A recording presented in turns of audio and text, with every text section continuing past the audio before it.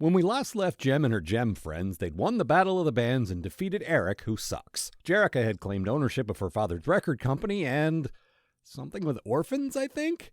I can only assume the next 60 episodes are breezy and conflict-free as we watch them try on different outfits and singing songs that aren't as good as the Misfits. Wait, I was kidding.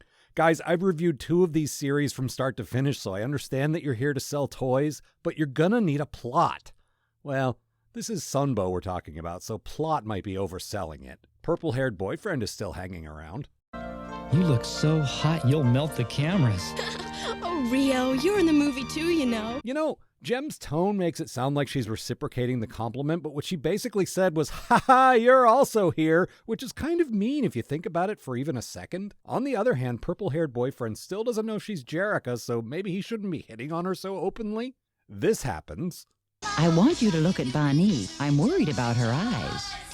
Yes, I can see why, Mrs. Bailey. Better call an ophthalmologist first thing tomorrow. Or maybe you could just ask the other orphans to make room for her on the couch? No? Ophthalmologist it is, I guess. There's a lot of frantic scurrying around and switching back and forth between Jem and Jerrica, which I think the show is doing to remind us about the whole secret identity thing, as if I'd ever forget about the most insufferable element of the entire show. Jem meets a woman called Video who makes videos, which I suppose will be easy to remember. Then purple-haired boyfriend says this. Jem looks pretty good, doesn't she? Yeah, she makes the air sizzle like some bright and dazzling dream, if you can find her. But you're not like Jem. Wow. Why he's not purple-haired ex-boyfriend, I have absolutely no idea. Then there's a song called Who Is He Kissing, which actually isn't bad. I mean, it's not Misfits good, but it's more than just a repetitive hook, so that's an improvement. It's also over in about 30 seconds, which is probably part of why I liked it so much. Meanwhile, the Misfits are still pissed that Jem is making a movie and they aren't. Fortunately, Pizzazz's dad is richer than God and agrees to buy her a movie studio with the money he recouped from Reagan's tax cuts. Look, it was either movie studio or listen to a Veruca Salt-style tantrum, and if there's one thing I know about rich dads, it's that they hate pouty songs about bean feasts. But who do the Misfits know who can run a movie studio? It'd have to be someone with a track record for physically assaulting women, obviously. Oh, right, Eric. Eric can do it. I thought you were in jail. Amazing what lawyers can do, if you pay them enough. Scathing social commentary from Jem. No, seriously, I mean that. So yeah, Tycoon Dad bought the actual studio that's making Jem's movie, and rather than making a separate, better movie about the Misfits, Eric is just shoving them into Jem's movie, which, on the one hand, is incredibly stupid, but on the other, more important hand, it's kind of perfect. Now we have a plot.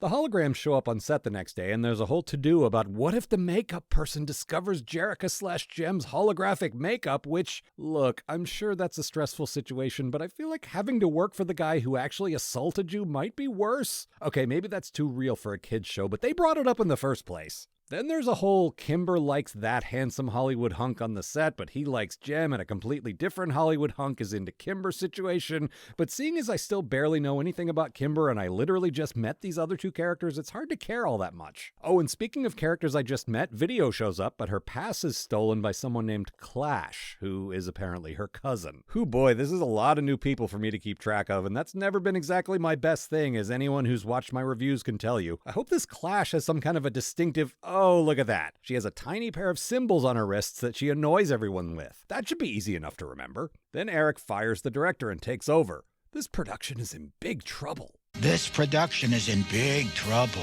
Hey, that's what I said. The holograms play a song called Jealousy, and it's not bad either. That is a solid bass line. Also, I have a very clear idea of what this song is about. That's 2 in a row, holograms. Maybe you're finally turning this thing around. Then there's a press conference, and Jem's gross co-star gets gross.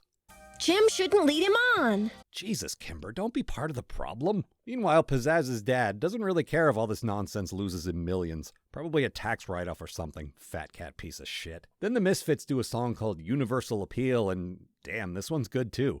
Like, the holograms are improving, but sorry kids, the Misfits songs are still better. Better video too. Then Jem and Pizzazz have a star fight. In the sense of 2 stars fighting, but also in the sense of literally throwing stars at each other.